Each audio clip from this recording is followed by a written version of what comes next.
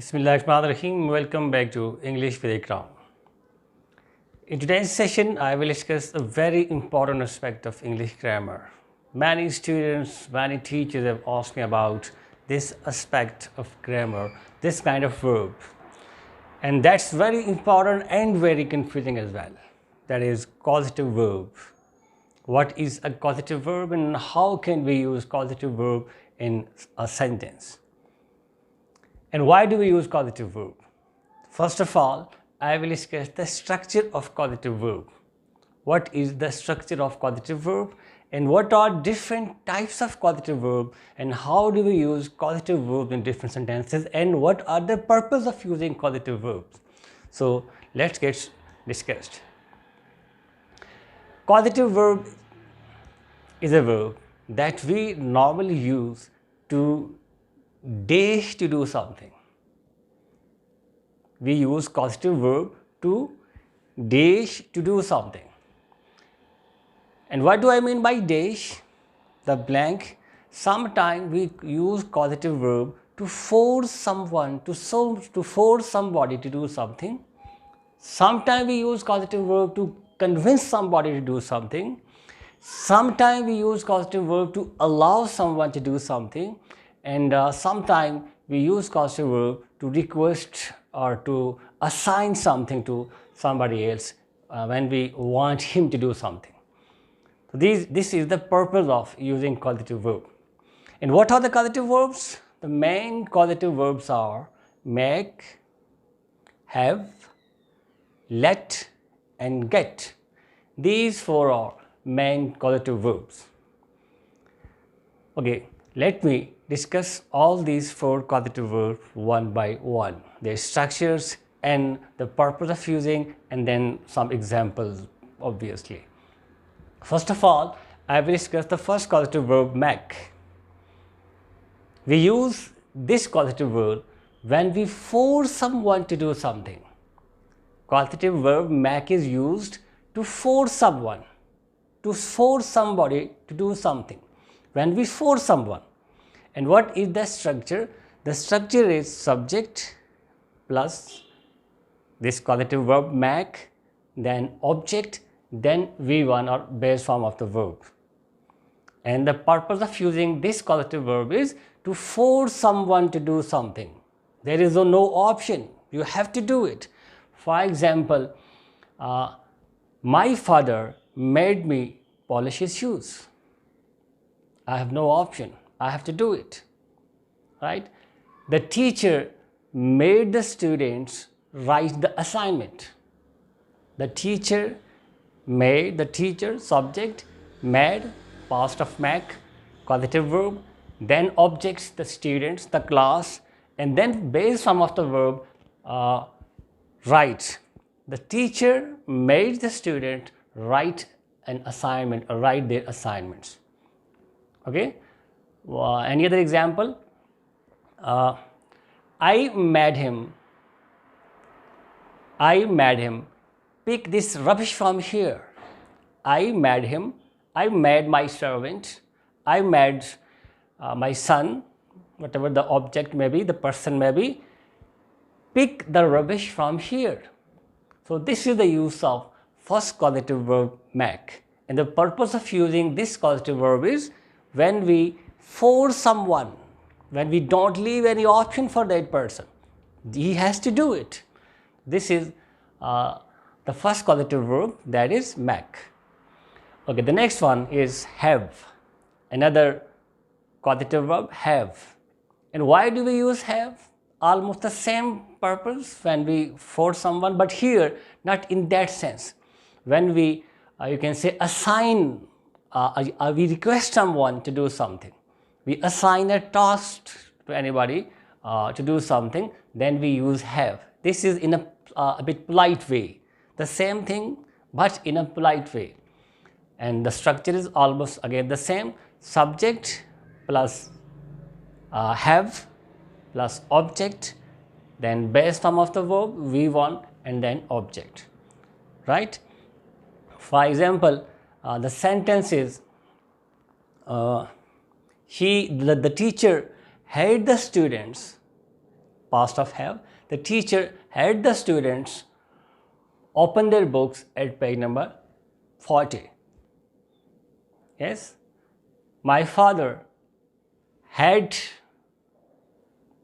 or any person you can say, my father had me go there by myself, right? So here again the same thing, but in a polite way. When you ask somebody to do something in a polite manner, we use this causative verb have. Make and have almost the same structure. The structure is definitely the same, but there is difference in tone. While using make, you are forcing someone to do something, but here while using have, there is some sort of, you can say, request, or you can say you are convincing someone, right? Then the next causative verb is let. This is very important. And when we allow someone to do something, when we give permission to someone to do something, then we use the causative verb let. And the structure is subject plus let, causative verb, plus object, and again V1, base form of the verb. And we use let when we allow someone, when we give some permission. My father, the example is, my father let me drive the car by myself. He has given me permission to drive the car. So my father let me drive the car by myself. The teacher let the students go away, go to his home. The teacher let the student go away. The teacher, and here I am talking about simple past tense. It depends on the use of sentence. If, for example, you are using present indefinite tense, then you can say the teacher lets the student go to their homes after the break. And in case of past of let, then I am using past indefinite tense. The teacher let the student go her home, and you know that we use V1 in all causative verbs. We use V1, first form of the verb, right?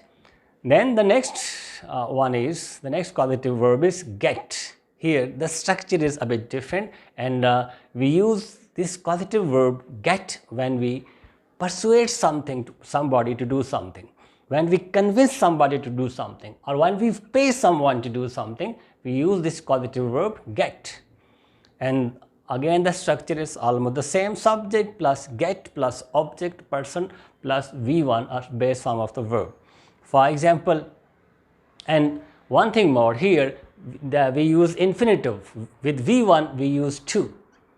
In make or while using have or let, we don't use to. We just use base form of the verb V1, but here we use to with V1. It will be, let me give one example. I got the cobbler to mend my shoes. I got the cobbler to mend my shoes. The teacher got the students to write an essay. So here we have to use to with V1. This is a bit different as compared to the previous causative verbs. Is that clear? I got the cobbler to mend my shoes. The teacher got the student to write an essay. So here the extra thing is, the additional thing is, we use to with first form of the verb. So these were 4 very important causative verbs. I have discussed the structure and the reason of using these causative verbs, and then some example. And then there are certain passive causatives.